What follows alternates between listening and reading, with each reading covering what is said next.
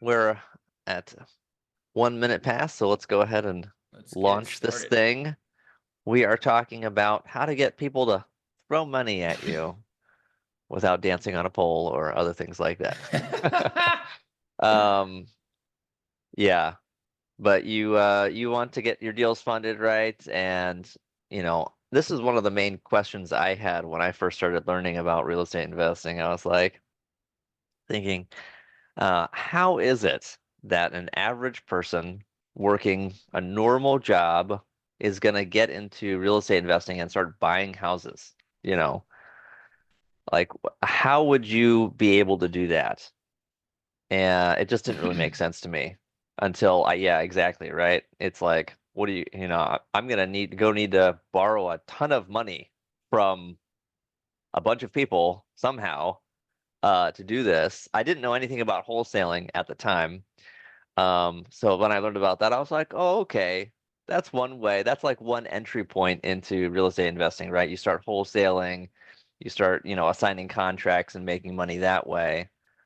But the whole concept of private money as an option, really, I had no idea. And then, after I started working more closely together with Keith, and yeah, he was like, "Hey, I'm going to make this new course, and it's about how to raise private money." I was like, "Oh, okay," and I was helping him build that course out, and now it's called Funding Formula. And I was watching the videos as I was editing them and putting everything together, and I was like, "Oh, this is really interesting." I had no idea that it's actually not that hard because what you're essentially doing is you're offering other people an investment option. It's very similar to like a mutual fund, but often I guess outperforms them. So and Keith's going to share more. I don't want to yeah, right. I'm going to steal his thunder here, but the opportunity to go out there into the marketplace and say, "Hey, I've got deals and I need cash," and that there are people out there who are like, "I've got cash and I want a return on my investment." Um, and that this works and the total strangers will sign up, and as long as you've got your ducks in a row and you're ready to go, they will give you money. So today we're here to hear from Keith, who has funded, I guess, every deal every deal with private money, just $1. We're gonna call him the new $1 man. Yes. Always wanted that. Yeah. And Mamoon as well, who has been with us for a while and has learned a lot from Keith and his other mentors and about funding private deals. Sorry, deals with private money. So without further ado, Keith and Mamoon, welcome and welcome to everybody else. And let's get this show on the road. We want to know how to get strangers to throw money at us. Please tell us. Talk about what you got. First, here's how I'd like to run. We have not communicated with Moon at all on really what the agenda is today. So I'd like to do that. First, John and Rachel, gosh, I just love it. I promise you're not going to miss anything, but I sure appreciate the heck out of you. Maybe you're just like absorbing everything like a sponge. Kelly, it's wonderful to see you again. I feel like it's been forever. Thanks for being here. Thanks for having your video on as always. Franz, we already mentioned you. Drive safe. Thanks for being here, bro. So what I'd like to do, Mamoon, I'd actually like to ask you to start off. And really, I just want you to tell me the story about the HVAC guy. I think it was HVAC. Just tell the story about the HVAC guy. I got a better one. Oh, okay. Dude, HVAC, it's even like outdated. It's like 6 months ago. Serious? Old story. Wow. Yeah. Okay. Well, that's fantastic. That's the best thing that I could actually. I like to address two things today. Actually, okay. Something that Ryan brought up earlier. Okay, so I will talk about the raising private money. I'm still broke. I still shop at Walmart. So let's see. About a month and a half ago, I was at Walmart, and I was talking to somebody about explaining this private money. And those guys are my elementary school friend. They saw me. All the stuff that I put up in Facebook, in Instagram, and they call me up and say, "Hey, dude, what are you doing?" basically I was explaining exactly what I was doing as I was talking. Some stranger kind of overheard my conversation that how my friend could invest their money into real estate and is backed up by real estate properties, right? And my friend was very intrigued and he said he's interested, willing to spend $25,000.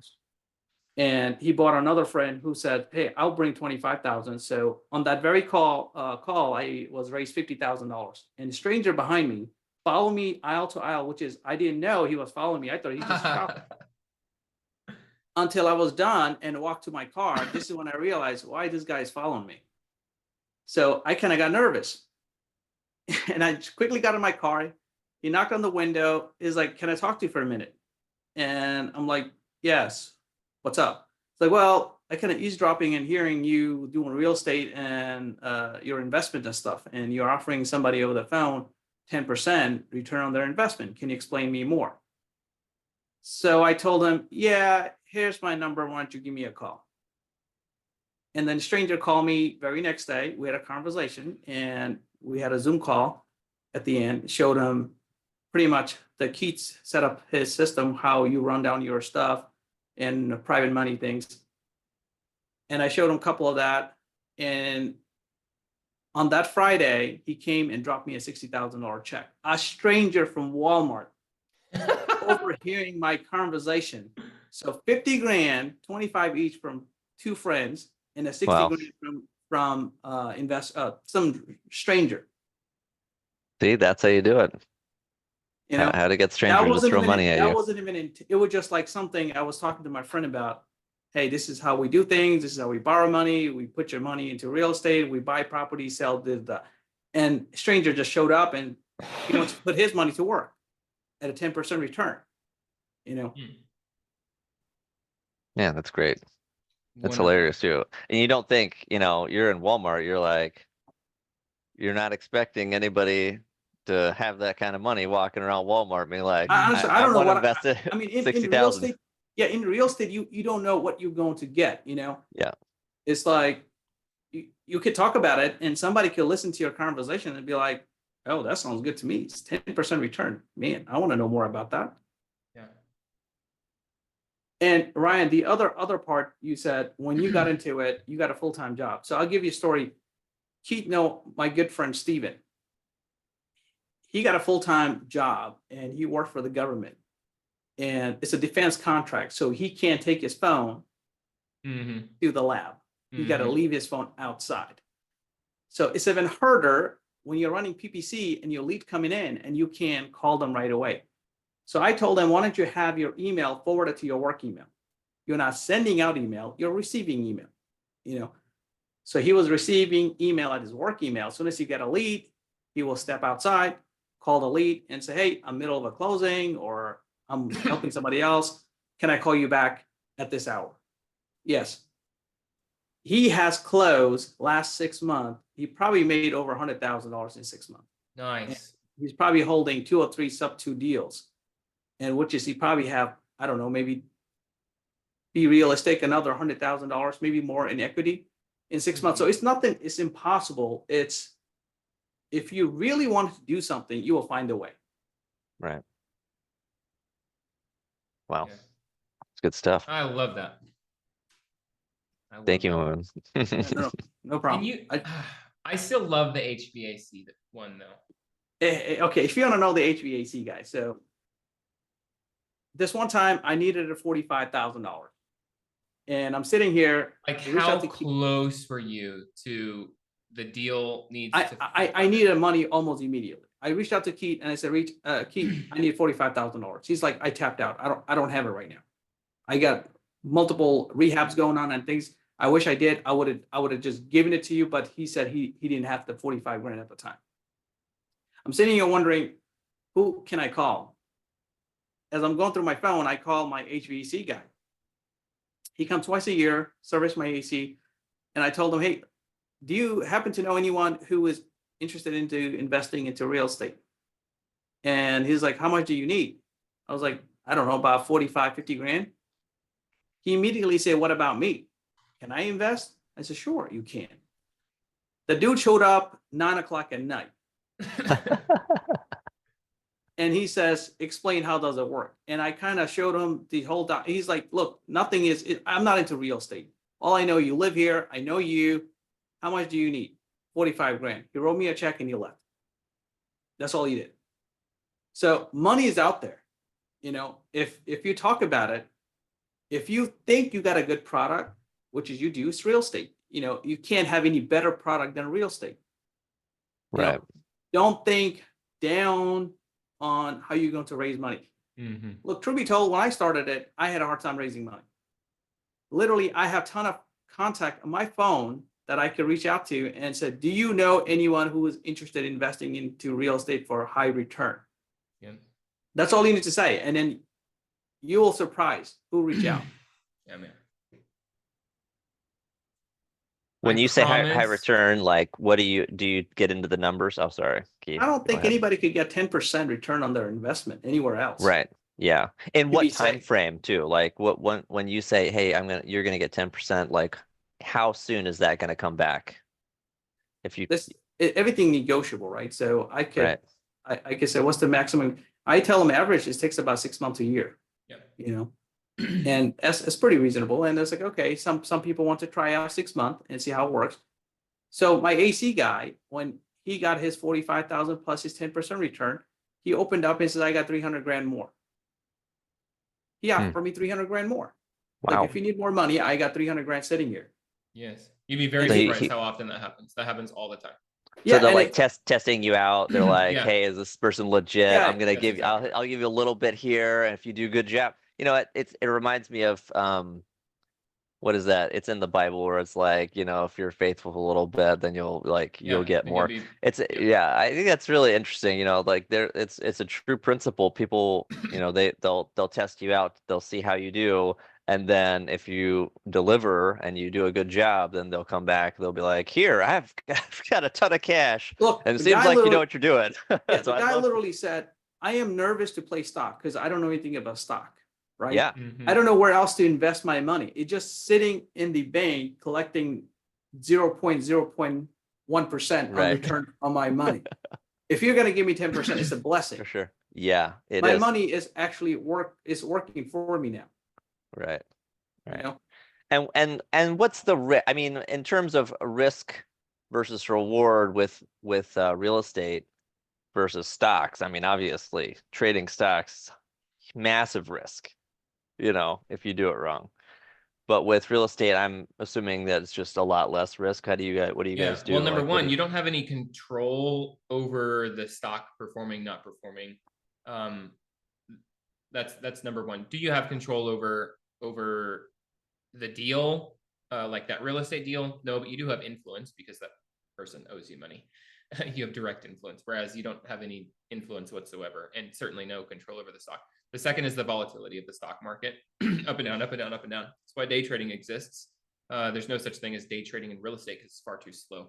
There's a lot less volatility in real estate than there is, you know, with calls and puts and options and everything in the day trading sector. And then the third thing is you're actually secured by a hard asset, meaning if you lose money or if you Right. start to lose money in trading, you know, stocks, hopefully you have a call stop, like pull my money out, sell. Right. I've taken as much losses as I can take, and you just have to suck it up, you know. Whereas with real estate, if things go south, you repossess the house, you foreclose on the real estate investor, you take back the asset, and you sell the asset. And typically, your loan to value is going to be, well, typically my lenders are going to be less than 55% leverage on the house, meaning they could sell the house in as is condition. They could they could literally sell the house in demoed condition, which is, if you think about, you're going to get the house and it's going to be trashed. And then you're going to demo the house. And actually, for a short period of time, the house loses value as you demo the house, right? And then you start to build it back up. So the worst time to have to repossess the house is typically 30 days after the sale. Why? Because you just demoed everything and you haven't fixed anything. It's the worst time to have to foreclose. As a lender, that's the worst time that you're going to foreclose on anybody. But my lenders, if they're at 55%, they could sell the house in demoed condition and they still make more profit than the 12% interest that I was going to give them. Interesting. Yeah, Mamoon, you've got one more. I got one more. What's up, So, brother? Great. so We love it. I don't know if you can see it. Today I have a house that I'm trying to sell. Some guy went in yesterday and looked at it and he said, "Hey, you got some problem here, you got some problem there." And I was like, "Well, it got a metal roof. How do I have all this problem in the ceiling?" All right, great, no problem.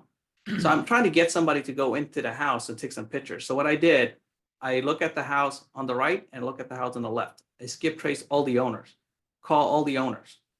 And finally, one of them decided to answer the phone. And I said, "Hey, I'm your neighbor. I recently bought a house, two home down from you. And is it okay to kind of go into the house and kind of do house visit for me?" So she said, "Yeah, sure, no problem." While I was on the phone, she walked over to the house. I gave her the lockbox, the Rentley lockbox key. She got inside, she walked around, and she did found a spot where it looks like probably previously nothing recent. There is some issue there. Okay, great. As we were talking, and she told me about the neighborhood, she told me about there's golf course and stuff like that. As we were talking, she offered to do those repairs with her contractors. And as we're talking more, then found out her husband is a doctor. Mm. So I said, "Oh, great. If your husband is a doctor and if your husband is interested learning more about real estate and investing, let me know."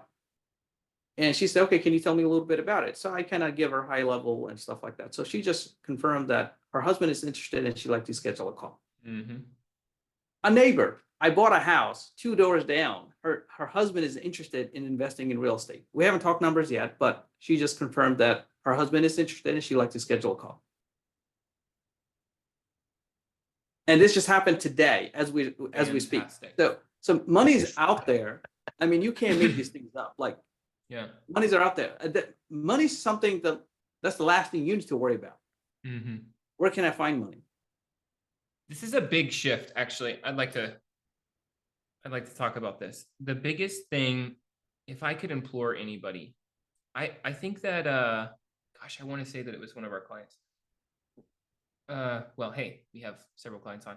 John and Rachel, do you remember if it was Carol last week when we were talking about private money, when I told her you're not doing them a favor? Yeah, I believe so. Yeah. It's funny. I was just talking about this conversation to somebody earlier today because that's like the place that we have to come from, Yeah. Tell me more about that, actually.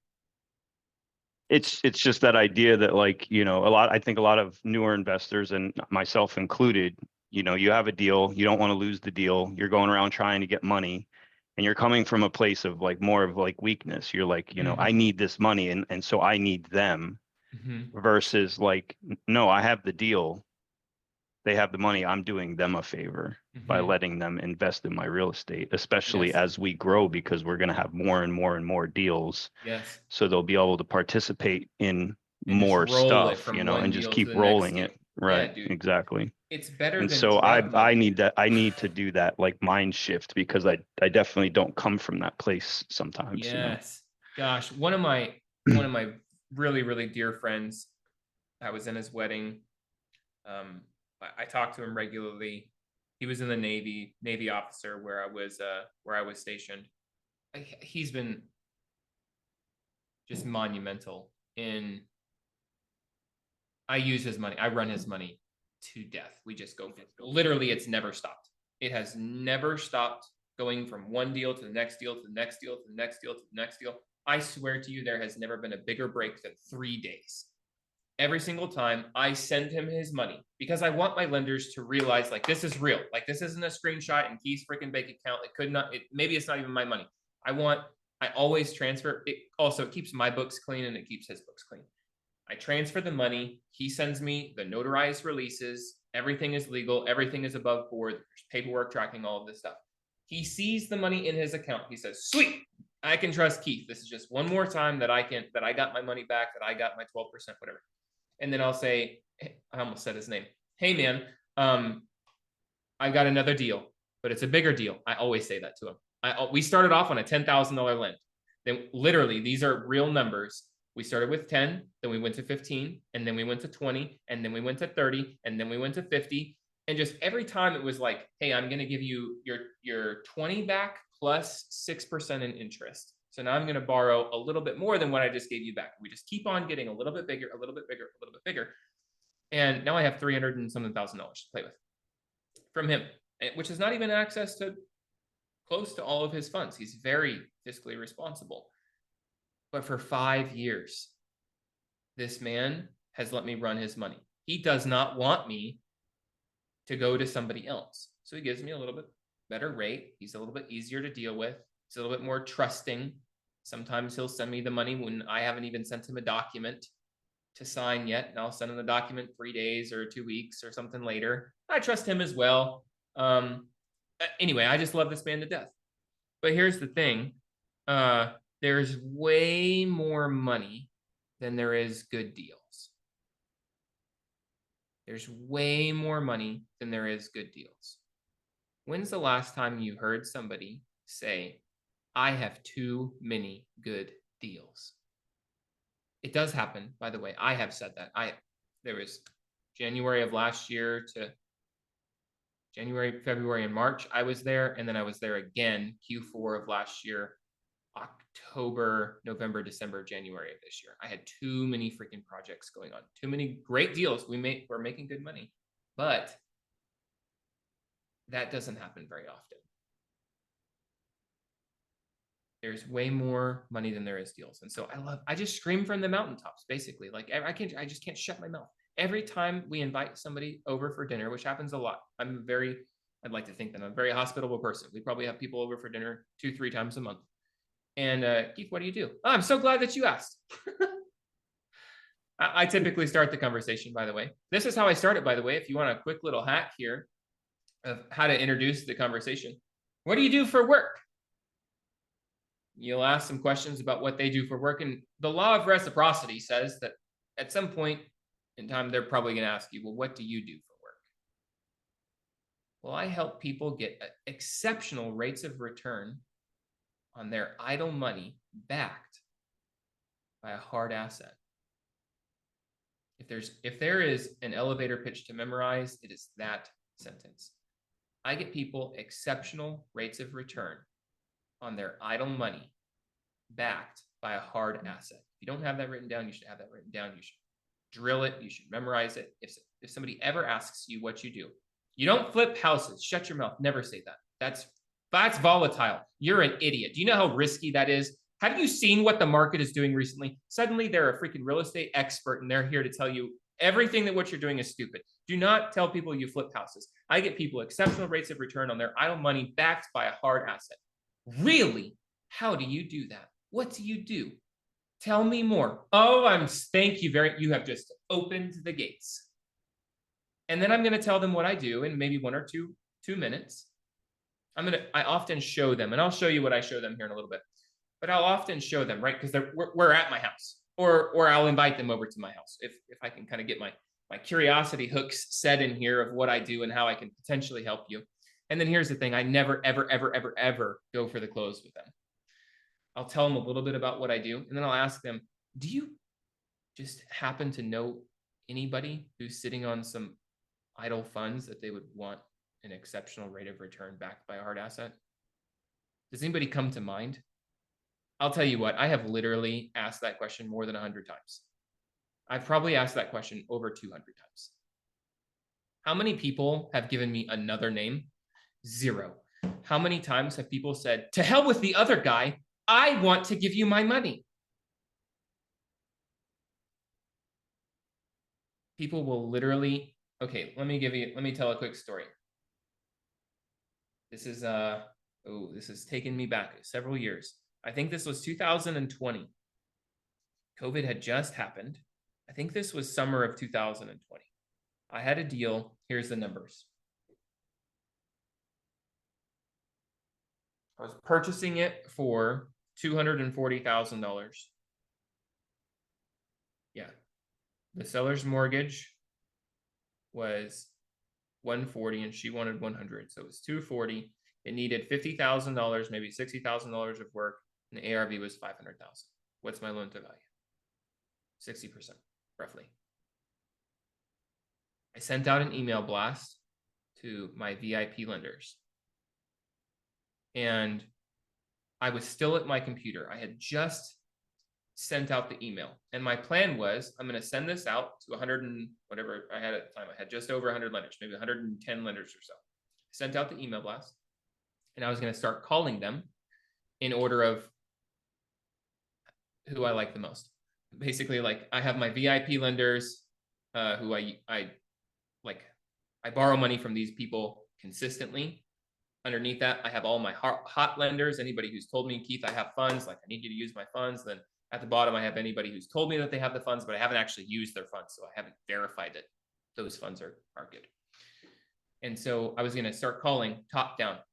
I get a call. Remember, my intention are I'm going to start calling my list.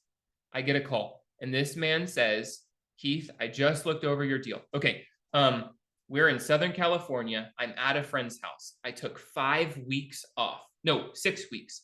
In those 6 weeks, we were traveling to 6 different locations. I was taking my family on this huge gallivanting thing. It was awesome, by the way. COVID. Oh, amazing place to amazing time to travel because nobody's freaking traveling. Everyone's scared. I was like the only one on the plane sometimes. We had the whole road to ourselves. You can just flip up those things on Delta.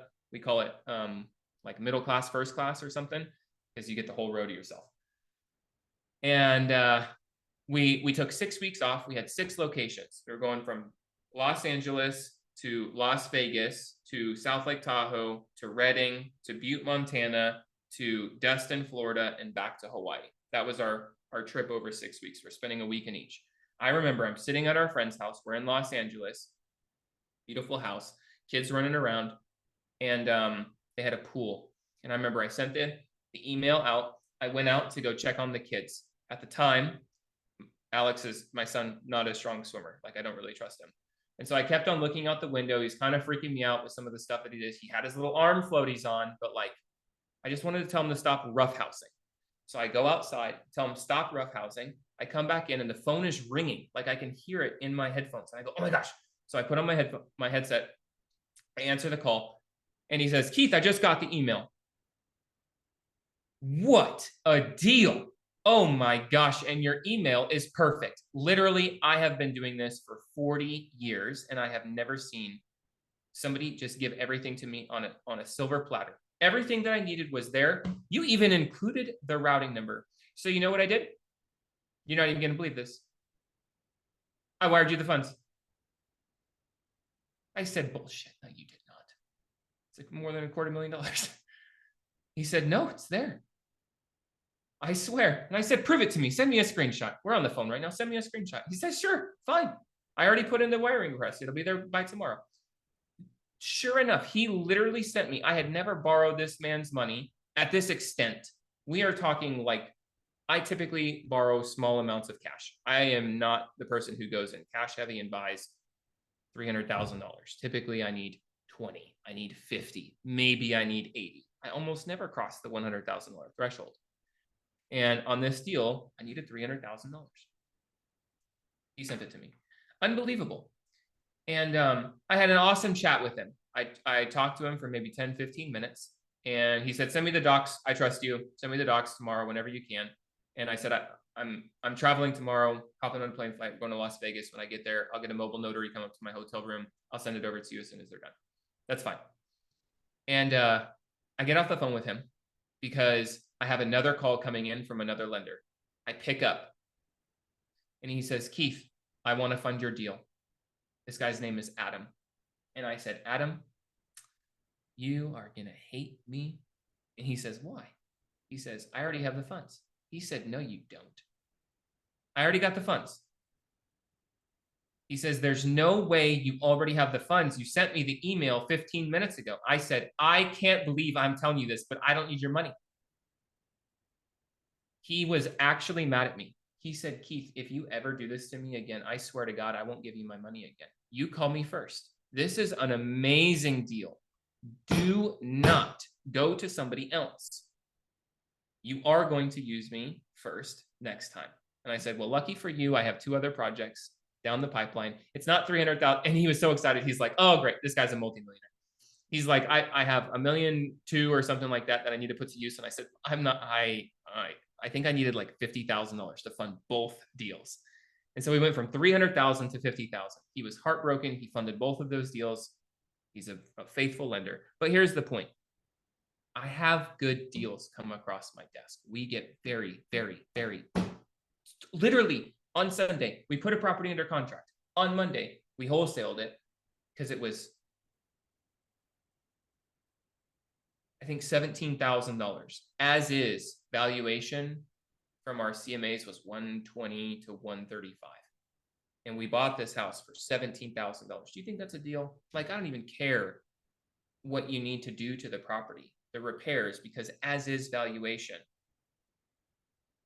conservatively, 120, and I have it locked up at 17. That's 10 cents on the dollar, you know? Could I get money for that? Yeah, I'm just being lazy. I'm wholesaling. I'm all about fast money comes first right now. And so the biggest thing, and I really need to shut up. The biggest thing that I want to impress upon you is that there's more money out there than there is deals. And I'd like to teach you how to take advantage of that on this call. Is there anything that anybody would specifically like me to show them? This is going to be an open book. I'm going to teach you a lot of the stuff that I have already put into the course. But if there's any specific questions, put it in the chat or come off mute. I will write it down and I will include that in some of the stuff that I'm going to show today.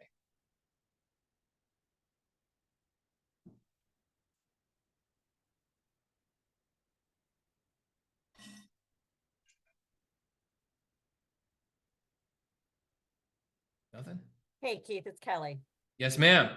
Hey, quick question. So do you always back the private money with a document, or do you just do it like for maybe close family members, just word of mouth and just sort of go with it from that point of view? Absolutely not. I will never. And a lot of my family is poor as poor gets, well below the poverty line. My wife's family, pretty affluent. I think three of her aunts are our lenders. And 100% of the time well, first, they don't get any preferential treatment. I'm so dry with them. I don't call and update them. They'll request some stuff and they're like, hey, Keith, we're family. Dude, if you can get a better investment, freaking go to somebody else. I do not have time to give you an update. I'll give you an update in like a quarter when we've sold the house. And so literally nothing is different. I will always back them with paper. Okay, great. Thanks. Mortgage. Yeah, there will always be a mortgage or a deed of trust. How do you find seller contact info? How do you find seller contact info with just a list of addresses? Where do you find buyers so you don't get stuck with houses? Okay, Carrie, neither of those have anything to do with raising private money. However, I promise that I will answer both of them just at the end of the call. Just somebody remind me. I want to stay on the topic of raising private money, how to get people to throw money at you, or whatever we titled this thing is absolutely awesome. We're gonna stick with that topic, and then we'll talk about skip tracing and how to find buyers so that you're not defaulting on your promise, or on your purchase and sales agreement. Great. So big overarching concept. There's going to be 3 things that I teach you. One of them is huge, one of them is conceptual, and then we're going to get into the nitty-gritty. The huge thing is there's more money than there is deals, and there always will be. If everybody had deals, then everybody's money would be out and everybody would be rich. Is that the case? No. So we know that there's more deals than there is money. The next thing, this is a rule. The golden rule is not do unto others as you would like done unto yourself. That is the biblical golden rule. And yes, this is wonderful. But the golden rule is he who has the gold makes the rules.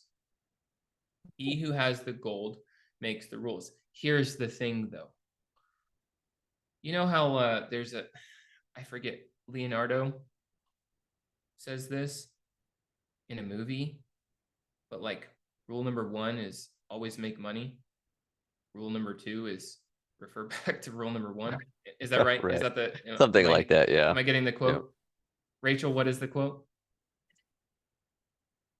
I can't hear you. You're off mute, but your microphone is down. No, it's my thing. Boom is not. Is that from Wolf of Wall Street? Yeah, yeah. Right, right. Yeah. Yeah, I I think think- so. I I think it's it's rule something number like that. one, That's fair. always make money. Rule number two, freaking refer to rule number one. Okay, so the golden rule is he who has the gold makes the rules. Yes, that is always true, except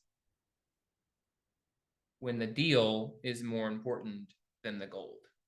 So when you're approaching the person who has the gold, who's actually in control, he's not the one making the rules anymore, because I have the deal, which is worth more than the gold. And so I really want you to understand this concept. Because I have the deal, even though he's used to getting, you're always, especially when you're dealing with sophisticated lenders, they're used to making the rules, because he who has the gold makes the rules. But here's the thing. You're sitting on so much money right Right. now. The problem Yeah. is you don't have anywhere to put it, and I have a place to put it, so we're gonna go by my rules, Right. bro. Well, in a sense, like the gold is the deal itself, and that's what That's you're exactly you're right. you're actually, it's the mine. I mean, you're That's mining the exactly right. deal and you're getting some extra percentages out of it.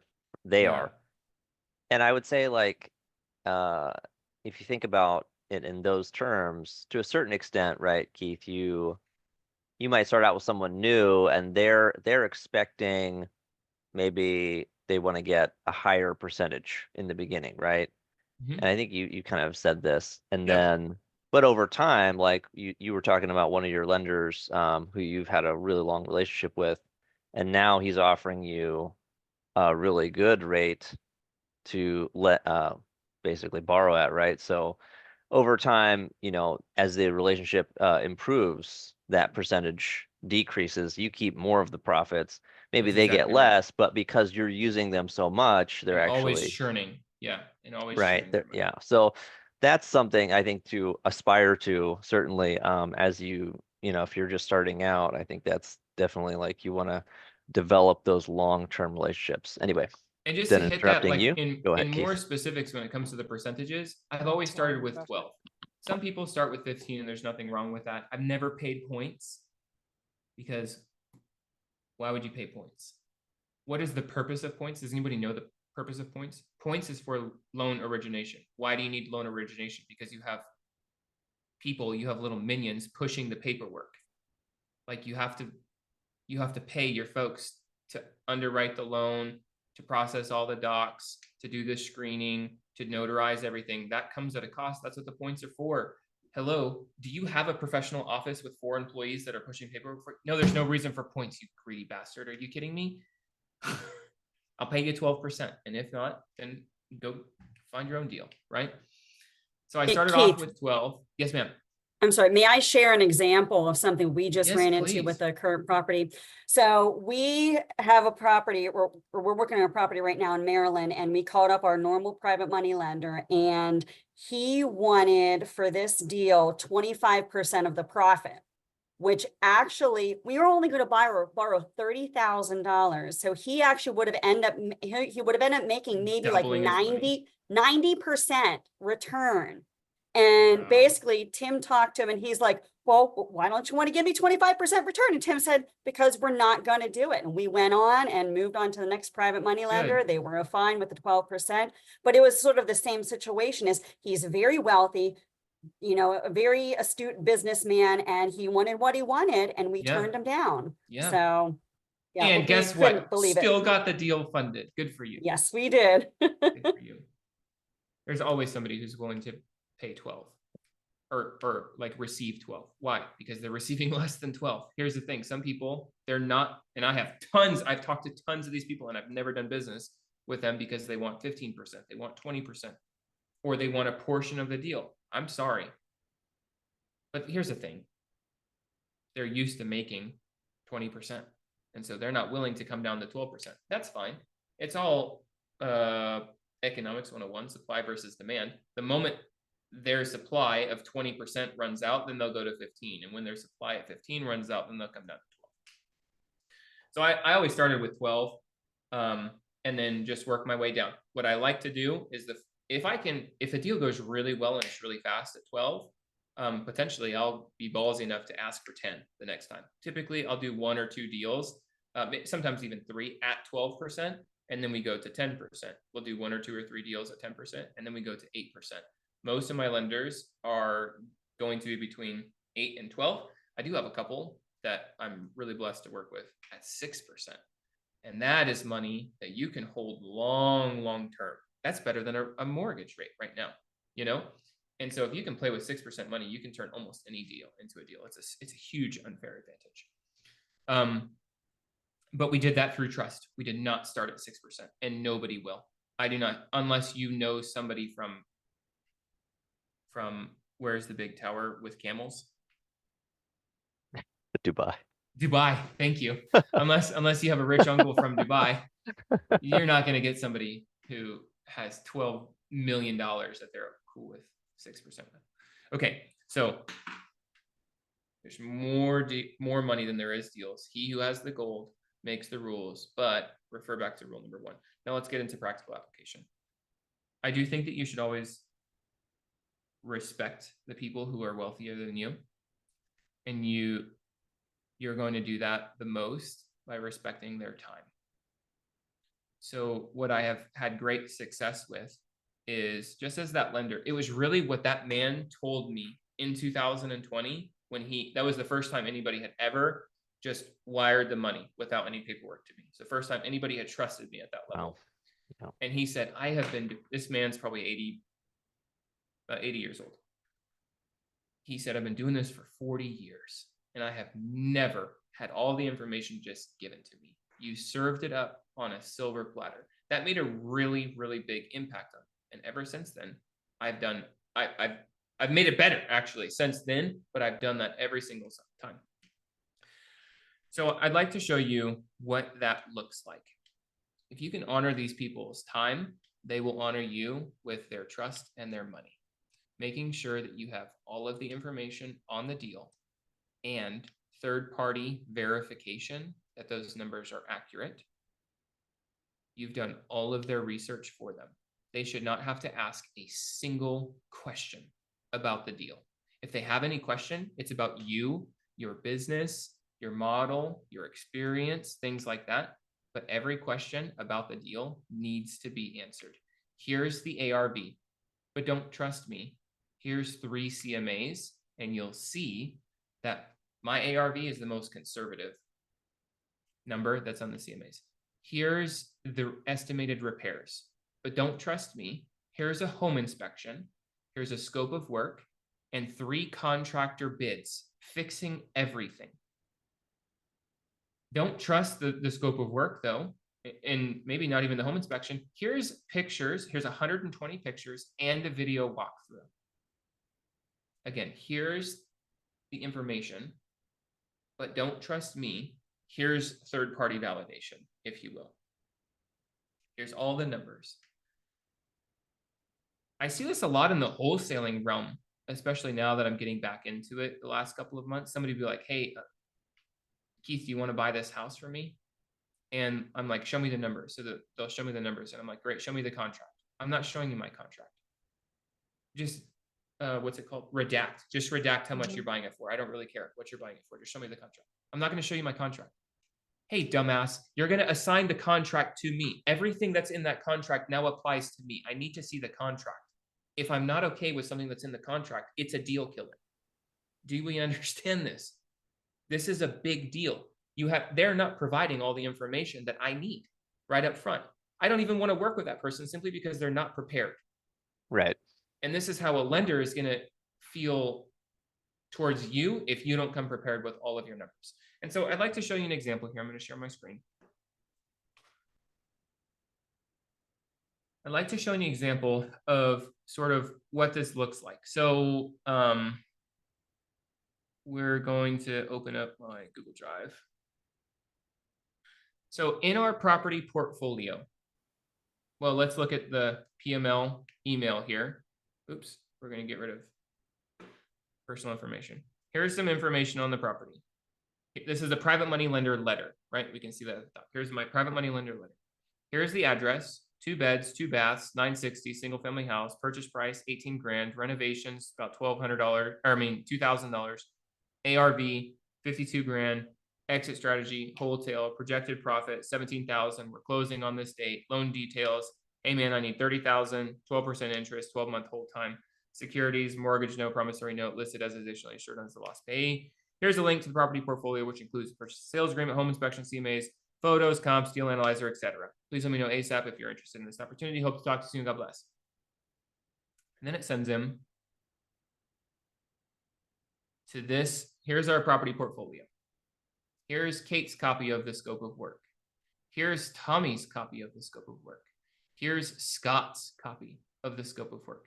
Here's my initial scope of work that I provided, and there are 3 contractor bids. Here's a final deal analyzer if we're going to wholesale. Here's a final deal analyzer if we're going to retail. We ended up taking this full retail because it was a way better deal. So basically, if we went back to this, if we put in $2,000, the ARV was 52.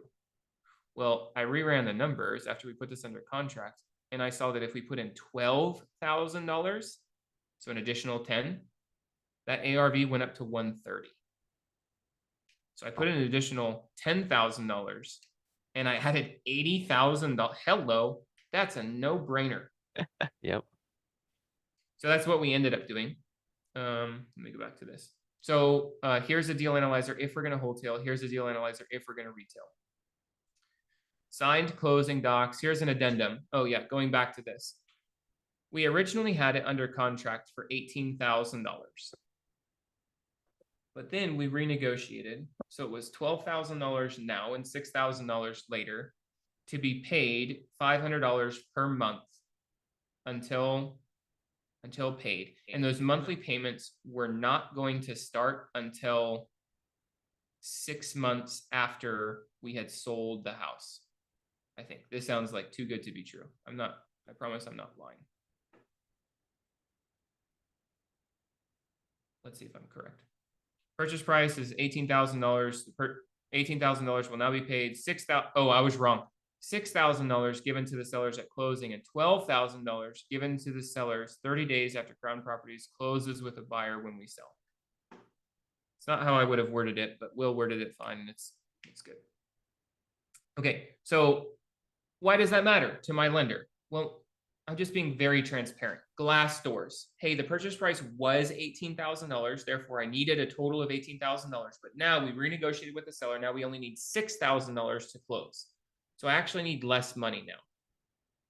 It would kind of look bad on me if my lender found out that I had borrowed way too much. I realize it's only $12,000, but way too much money. Never told him. Wasn't transparent. I just want full transparency. I never want any questions on if what I'm doing is honorable or in integrity with the highest standards.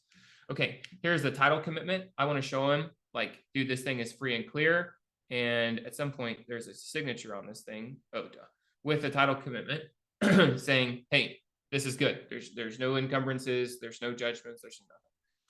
Here's a link to the photos, wiring instructions, copy of purchase and sales agreement. Here's the inspection report. Here's CMA 1, 2, and 3 from 3 different realtors. So he looks at this and he looks at the numbers, and quite literally within, how long is it going to take you to look at all that? 5 minutes, 10 minutes, 15 minutes, maybe, really depending on how thorough you're going to be. I have got all the information, too much information. So some people are like, dude, I just needed 1 CMA. Well, just in case you didn't trust that 1 CMA, I got 2 others for you. Hey, you only need 1 contractor bid. Just in case you don't believe that contractor bid, I got 2 others for you. Right? This is like all the information anybody could ever need. All grouped together, handed to you on a silver platter. Do you want the short version like this? Or do you want the long version like this to do your own due diligence? I have some lenders, dude, they probably don't even open this link. They look at the numbers and they go, yeah, that makes sense. This is what I'd like to teach you here. Going in, creating this private money lender letter is just one step of the puzzle of raising private funds. But I'm here to tell you, I haven't had issues raising private money since 2018. Like I have lenders that bother me, actually. They text me on a very consistent basis. and I do not have enough deals to keep them all they're all hungry hippos, and I don't have enough money to feed. I mean, I don't have enough deals to feed their hunger for deals. There's way more money. I'm creating a fund for ARIA Automated, by the way. I'm really hoping to put this thing together by next year. There's so much legal crap that I had no idea existed. To create a fund, it's a huge undertaking. The more I learn, the more I realize I don't have any idea what I'm doing. I'm partnering with a friend to hopefully speed it up. But I have a lot of lenders, and I'm not using them. And I'd like to create a fund so that anybody who's in ARIA Automated, quite literally, as long as you're using our deal analyzer and you click the optimize button, it runs those scripts and it pops out the number. Well, we'll fund it 100%, so long as that number is greater than what you have the property under contract for. And yes, we're going to verify. I'm not going to believe your freaking ARV. Show me the CMAs. I'm not going to believe your repairs. Show me the contractor's bids on your scope of work. We're going to do our due diligence just like any hard money lender would. But it's going to be a very simple process. And that's what it's going to be. That's my hope. Anyway, we're pretty much on track. Sometime next year, that's going to happen. I'm trying to get $10 million committal. Is that a word? Committal? I'm trying to get a $10 million committal so that we can do more than like 5 people and not run out of funds. Anyway, yes, ma'am. Kelly. So you were showing on all the documents that you give to your private money lenders, and Yes. that includes the title commitment. So is that actually the title work that's done that shows there's no liens or anything, or what actually is that what the title commitment is? Yes, the title commitment is them. This is my signature stating I will provide title insurance on this house. Oh, that's all it is. Okay. Okay. I couldn't look at it really closely, so I didn't know if you had already done the title work, and I was wondering, well, how are you doing that if you're waiting so late? So, okay, thanks for the clarification. Yep, absolutely. Any follow-on questions from anybody else regarding that before we move on? No. Steve, what's up, man? Look at you. I wasn't expecting you to pop in. I didn't even hear a ding ding. Somehow my dinger isn't working. Yeah, good evening, everybody. Good evening, Keith. Good to see you, dude. All right, so Thank you, buddy. let's hop into this. What was I saying? Silver platter. What was the topic right before Miss Kelly asked her question?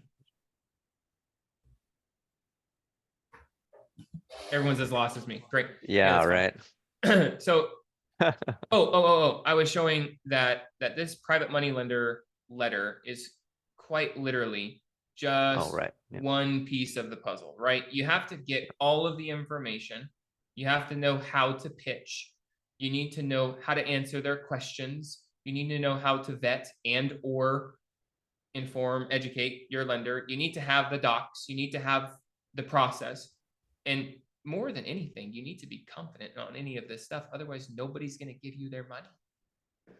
And so that's sort of what that's not sort of, that's exactly what we're doing in here. So this is a course that I created. I am really proud of this. And it took a long time to put this together. I'd like to show you a little bit about what this is. So this is our funding formula course. Here's our intro and overview, private money basics. Here's some vetted hard money lenders that I've personally used, why leverage other people's money. My most important lesson. So there's 57, I think I did the math on this earlier. There's 57 videos in here. There's a lot of hours. If there's just one thing that I want you to take out of it, it's this video. Find the deals and the money will come. The silver platter, here's all the pre-work that you need to do. Uploading the photos, there's a little bit of logistics. Here's a checklist that you should do.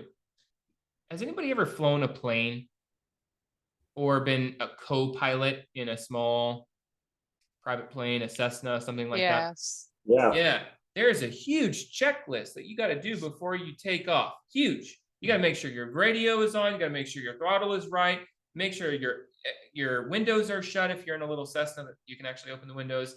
Everything needs to be done. And quite literally, if you miss one thing, if you don't have your fuel rich enough, you won't take off. I do not care what your RPMs say that they are. You will not have enough pull when you tell your flaps go down so that the air will lift me up. No, I'm sorry, you're not taking off because you're not running rich enough.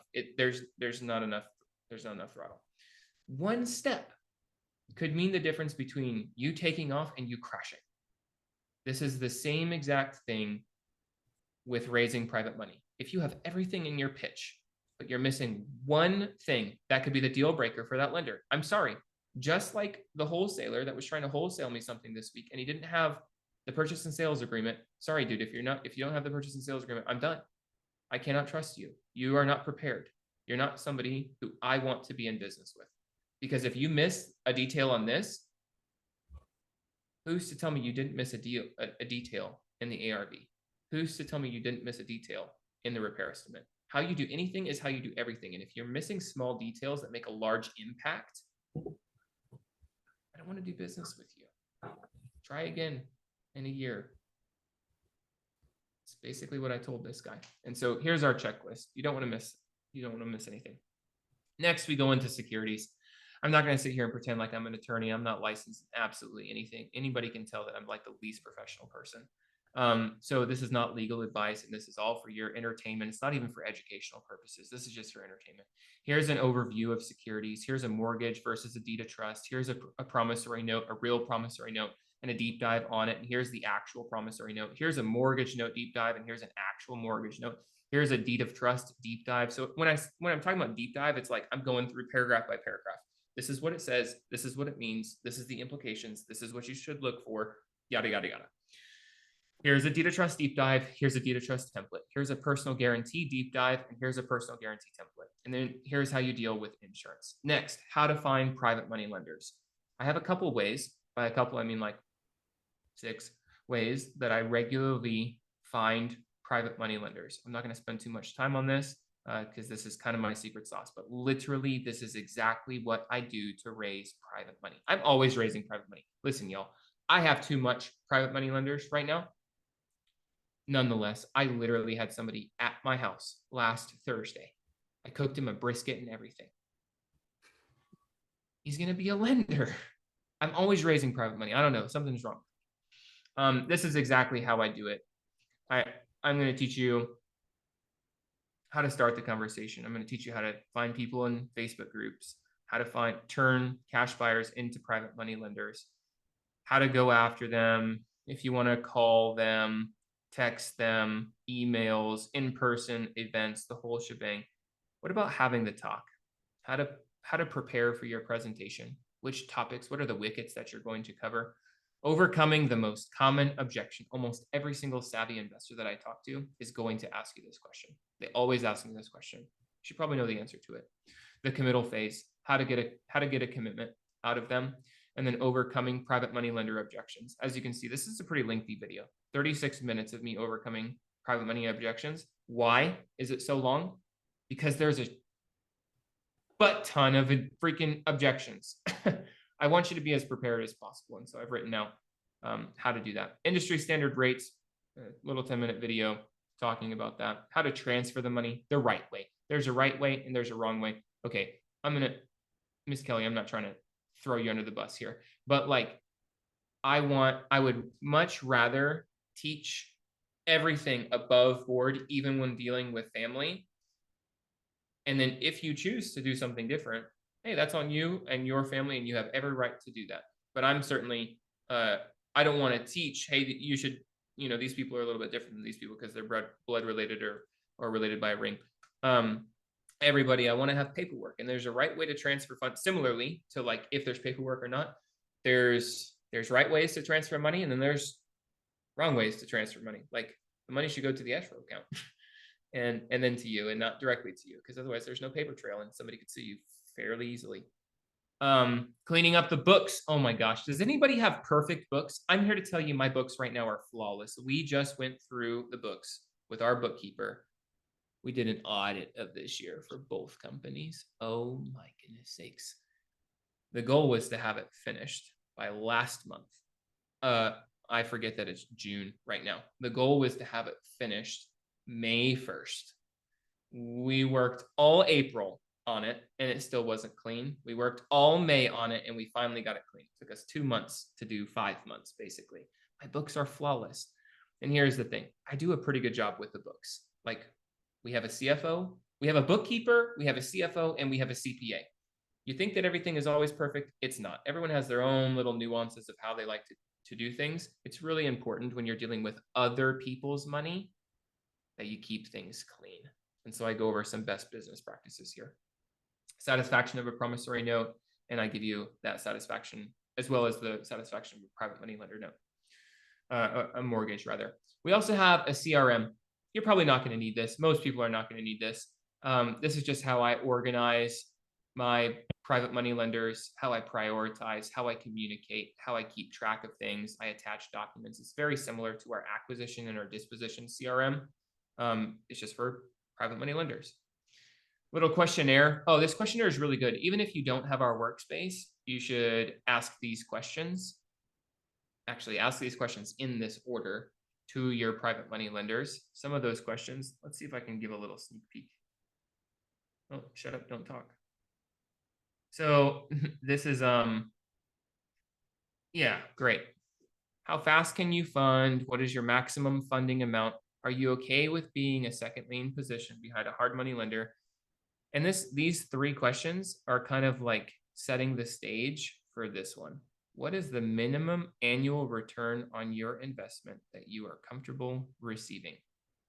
And I'm like, period. I'm not talking about this one. I already told you I'd give you 12% on this one. But let's say that we're doing business for 5 years and we've done 13 deals. What is the minimum annual return on your investment you're comfortable receiving? Oh, what a great question. Anyway, then we get into some FAQs. How many lenders, governmental interference? What if I don't have a decent portfolio? A lot of people on this call, and we're probably going to have a couple hundred people watch the recording and such. They're like, I can't raise private money because I've never done a deal. That's a stupid thing to say, because everybody who's ever raised private money at some point never did a deal, but they still raise private money. You have to start somewhere. Everybody does. That's like saying I can't walk because I've never walked before. Duh, everybody has walked. So just understand conceptually, we're going to take baby steps in the beginning, and I want to teach you how to do those baby steps. There's some important fundamentals to keep track of, to follow, some rules to follow, some things that you're going to do to practice to boost your confidence so that you can perfectly execute. We call it the perfect presentation with our sellers, but I more or less have a perfect presentation with our lenders as well. I do the same thing every single time, and it works flawlessly. So what do I do Kelly if I don't- asked, Oh yeah, I'm sorry. I didn't realize that we're having questions. Well, I'm done. The last one is what happens in the event of a default if they're in second position. I go over that as well. All right, wonderful. I'm all done. What questions do we have? Do you get into anything about how someone can borrow from their IRAs? Hell yeah. That's one of my favorite topics. Yeah, a lot of the time, actually, this is going to sound really pompous. I don't mean to sound prideful right now, but most of the time I'm more educated. I'm more savvy as an investor than our lenders. Most of our lenders, they've just been really fiscally responsible. They've worked a W-2 for 20, 30, 40 years. They have a nest egg, like what you're talking about, like an IRA, a 401k, something like that. And then I'm teaching them like, hey, you can actually convert this. You can roll this over. You can have checkbook access if you turn this into a self-directed IRA. And then I teach them the benefit of having a business, having a 401k, and specifically having a self-directed solo K. That's like the, in my opinion, the cream of the crop to have, because you can do whatever you want, whenever you want. Everybody here, if you have a business and you don't have a solo self-directed, self-directed solo K, which is the same thing as a 401k, you really should as a real estate investor. And quite literally with what I teach, with putting $1 EMD up, you don't realize maybe in the beginning when you're going through REI Automated, like that I'm setting you up for success, but literally my $1 EMD will come from a self-directed solo K. Do you realize what that means?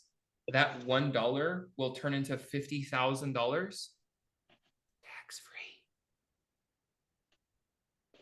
Do one of those a year. Hello. See what happens. Like great things happen. Do one deal per year that way. The rest of the money, you know, flip it, eat off of it, whatever. But just one deal a year. Take your Wow. $1 out of your self-directed solo K. It will pay for your lifestyle. Okay. Kelly, is that part of the course, or how could we learn how to do it or share with others how to do it with self-directed IRA? I actually go over this, in the course. I talk In the about how course? to educate Okay. people. Cool. How to have that conversation. That's part of my presentation with them. Is you have multiple forms of liquidity, if you will. Some people are like, literally, I've had people take out a loan on their house. They want to get into a deal so bad. And obviously that takes time, right? We're talking like a month. And I'm like, you're not going to lend on this house, but if you really want to take out a loan, go ahead. They're like, yeah, I can get a loan for 2.25, 2 3/4. And then if I'm lending it to you at 12%, this like totally makes sense. And for those people, actually, I don't make any payments typically. And I go over this in the course as well, short-term versus long-term, as kind of the guidance of the IRS of a year and a day. Short-term is less than a year. Long-term is longer than a year. I don't make monthly payments typically, but if somebody is like leveraging debt, i.e. a loan, then I will make their monthly payment each month. But I go over, I'm sorry, this was all in an intent to teach you, like some people will have this in crypto, stocks. Some people, Right. like a lot of my investors actually are big into silver, gold, precious metals, things like that. So they'll go up and sell it. Why? Yep. Because the amount that their silver has, silver's been amazing for me personally the last year and a half. But prior to that, not so much. And in comparison, dude, I can at least 3x the return that silver is going to get you typically. And so it's worth it for them to liquidate it and then put their money into real estate. Ryan, I think I cut you off a little bit ago. Nope. We're good. I think if no one else has any questions, I think Carrie had those 2 quick questions that Oh, were a bit yeah. unrelated, but Is she still here? She is. Oh, wonderful. Hey, does anybody have any questions regarding private money lending? I want to keep the topic on PMLs. If you're a client already, now or watching the replay, you already have access to the funding form. It is free when you sign up. assuming you are a professional to your client, yes, you have it. But don't go buying it again. No. We've had several people buy the stuff that I will, and I'm like, you're a client, you already have this. It's funny, and we have to refund them. Does anybody have any questions about private money? Pat, Dan, John, Rachel, Steve, Gary, Kelly? Nothing else. I just All want to right. know one thing. Who's Oh, got yes, my ma'am. money? Yes, who's got my money, baby? I talked about that in the course. Wait, have you gone through the course? Yeah. Yes. Okay. I talked about that. Who's got my money? You got to be a Grant Who's Cardone. got my money? Oh, I love it. Oh my goodness. You're obviously older than me, but I just had like a proud parent moment. It's like my son or daughter just finally got something that I've been trying to teach them. Oh my Lord. Thanks for remembering that. That just made me real happy. Yeah, that's really good. Yeah, I think the challenge with doing this is a huge mindset shift and getting out of your Yeah. comfort zone. It's not that it can't be done. Anybody can do it, but you have to change the way you think and you've got to get out of your comfort zone. Most people are not comfortable saying like the mindset shift of I have an opportunity for you to invest. And in a real sense, like the term real estate investor only makes sense in the context of you offering opportunities to invest. Mm-hmm. Does that make sense? Like Mhm. I'm a real estate investor. In other words, I help people find opportunities to invest Yeah. in my deals, I don't they even get a tell people return that I'm on a it. real estate investor, dude. Like, yeah, literally- I know you don't, but like if you did, it makes did. sense in this context. If you only wholesale, you're not really an investor, No, absolutely not. you know? So which is fine, and wholesaling is great, and you can make a lot of money, but the investing term means if you're actually getting a return on your investment, and these other people, you're offering them that opportunity as well. So it makes sense in that context. And that was Yeah. kind of like a light bulb moment for me today, actually. I was like, oh yeah, that's why. I So think it's good too, stuff. like if you're excited about like what you're doing and that Yes. Right. comes across, because I was talking to a guy just the other day that I worked with in the past. And, I was just saying like, oh, this is what we're doing. And we got these deals and, this is what's going on. And, and I did the whole, do you happen to know anybody? And he's like, well, wait, I got this deal and it's closing in August or September. And I expect I'm going to Yes. make some money and I'd really like Yes. to put it to work with you guys. And I was just like, cha-ching. So Nice. believe me, I'm going to be like following back up with him in a couple of months, be like, hey, Good. did your deal close? Yeah.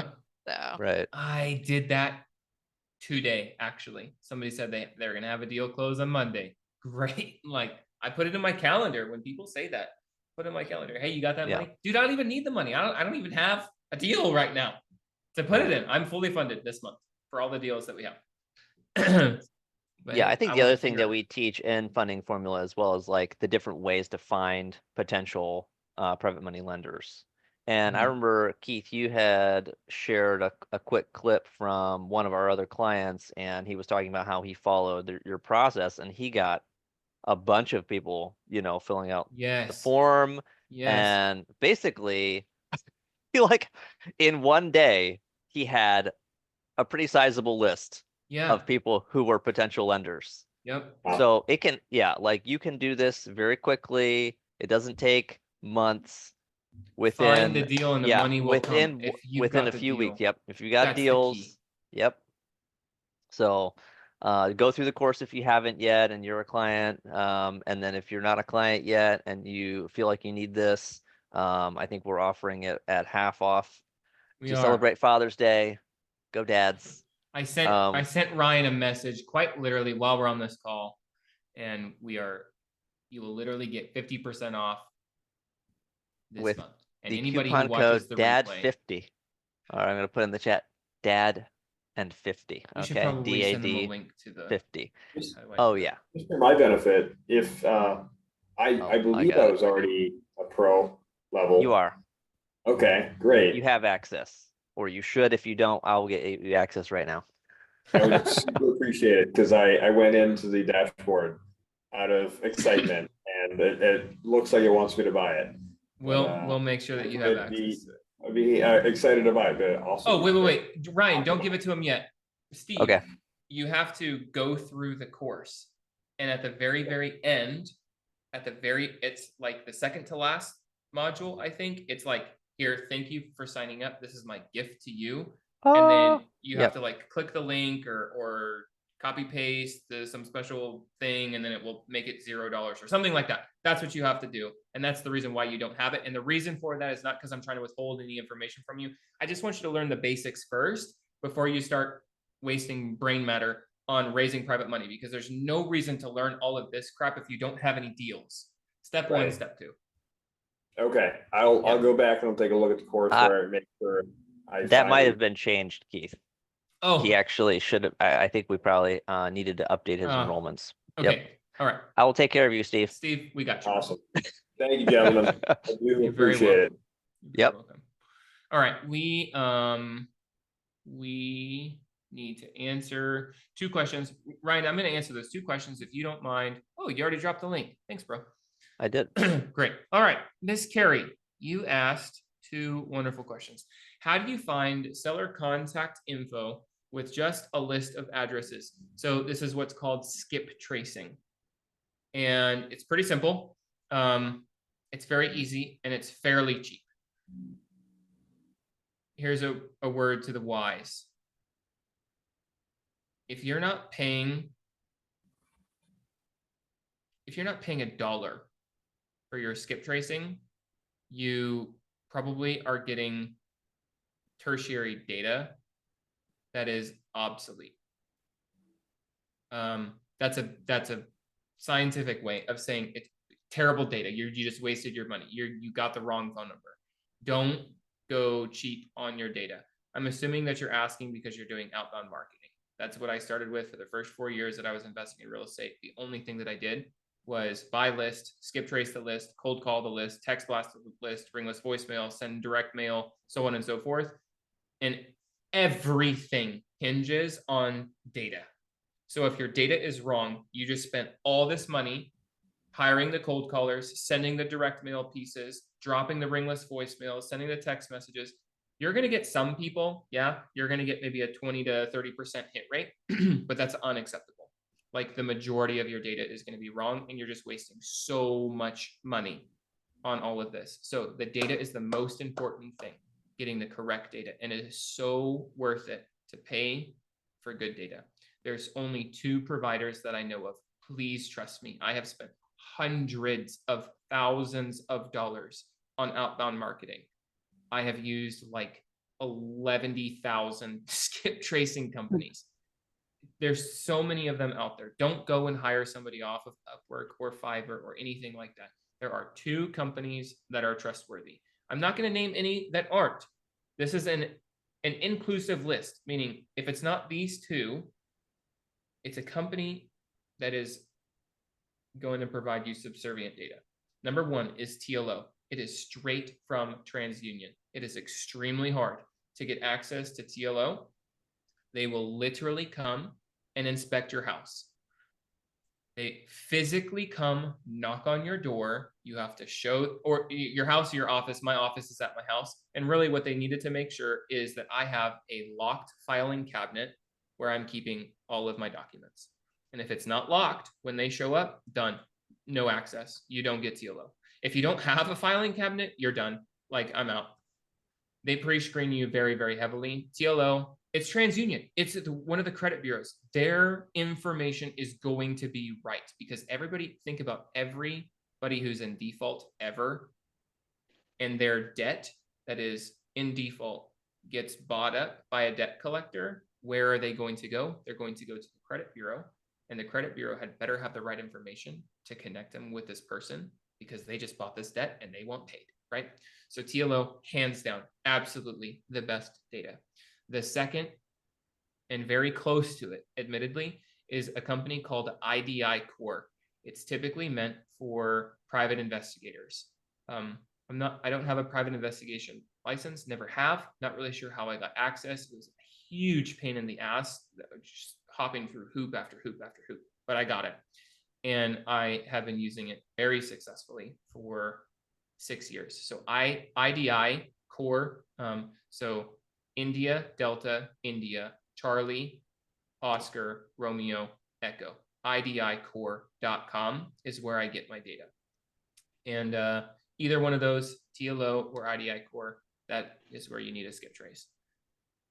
Next, where do you find buyers so you don't get stuck with houses? I'm assuming you're talking about wholesaling. Is that correct? Yes. Right, Yeah. wonderful.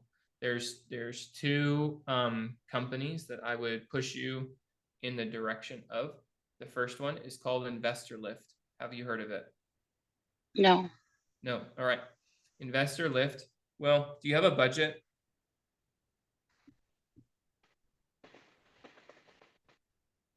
Do you have a budget on your business, Carrie? Mm-hmm. Finding buyers.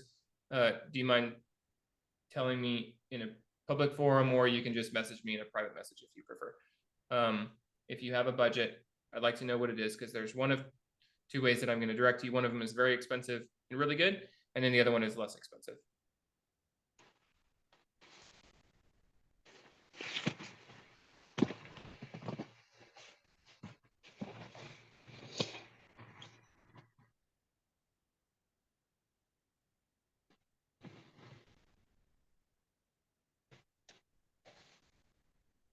Carrie, are you writing your budget or somewhere?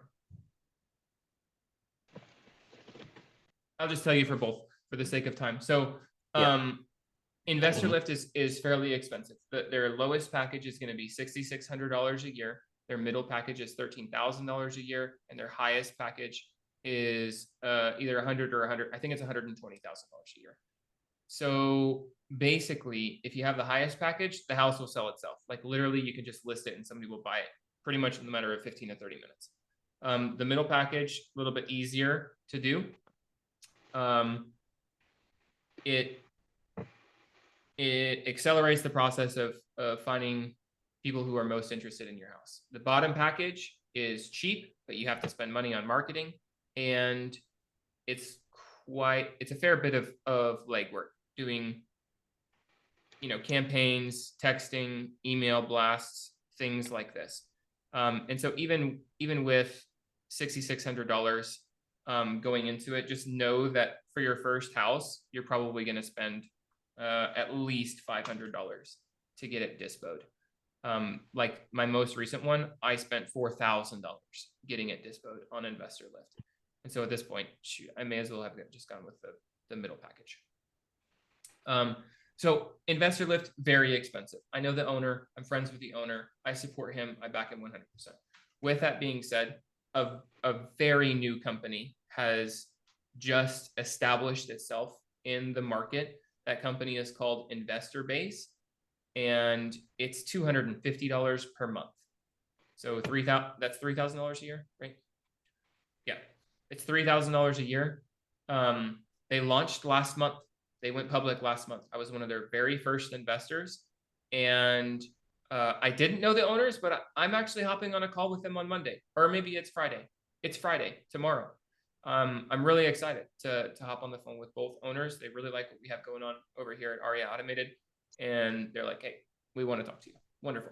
I'm raving about this software. I told y'all that we put a property under contract on Sunday, and we had it disposed under contract with a buyer on Monday. Like their deposit is already in escrow. Their non-refundable earnest money deposit is already in escrow. They're a surefire buyer. Thank you, Ryan. Ryan just dropped a link if you are interested in this company, Investor Base. Literally, Will had to call one person because it orders them in highest likelihood to least likelihood of wanting to buy your deal. It's some AI. I don't know how it works, but and I kind of thought like this may be too good to be true. Like I'm not really sure, but $250. Hello, like I'm willing to. Yeah, absolutely. Take my money. So glad that I did, because we wholesaled a deal for $10,000 in less than 24 hours by making literally one phone call. Unimaginable. I've never wholesaled a deal that fast before. And we literally called the very first person. They picked up. He was right down the road. He owns 20 houses in that area. And he's like, I'm right down the street. Will couldn't believe it. He's like, oh, okay. He's like, is it okay if I swing by? He's like, yeah, sure. That's fine. Are you actually though? He's like, yeah, I'm in my car. I was checking on another rental. And yeah, I'm pulling up right here. I'm right down the street. I literally see the house. And he walked in, the house is vacant. He walked in, absolutely loved it, made us an offer. We countered, and $10,000 on my fee. Amazing. So those are the two things that I would tell you to do. Investor Lift, far more sophisticated. They've ironed out the bugs. I venture to say, I don't have proof of this, but I think that there's tens of thousands of people that are currently using Investor Lift daily to dispo properties. Huge network, amazing support. I really do back them. They're just freaking super expensive. Investor Base, absolutely brand new, minimum viable product, good support, but very low level of like, they don't have all the whiz bangs and the doodads and the cool freaking low drag gadgets that you'd love to see. It's just like functional. Right. But I'll tell you this, their freaking AI has something figured out, because if we can make one phone call and it's a $10,000 phone call, they have my business at least for the rest of the year. Hopefully that answers your question. Ms. Carey, do you have any follow-on questions to either of those? No, thank you. All right, sounds good. Yeah. Good luck. Happy hunting.